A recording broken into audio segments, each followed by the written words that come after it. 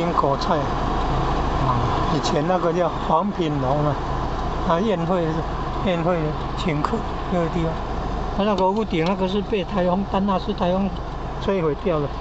哦，台南县市2025年7月7号，丹纳斯台风摧毁了1万多间哦，有登记的1万多间的房屋的屋顶哦。哦，有登记的就1万多间哦。政府那个补助就超过12亿呢，你看要花多少钱？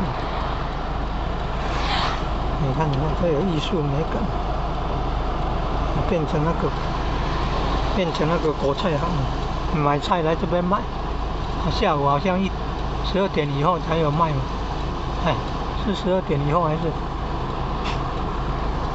你看旁边那个本来被台风吹倒了，本来有一间老旧房子被台风吹倒，哦，经过好几个月，你看。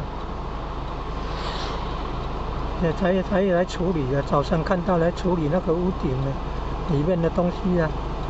你看，用那个山猫还是什么，要来整理那个废弃物了。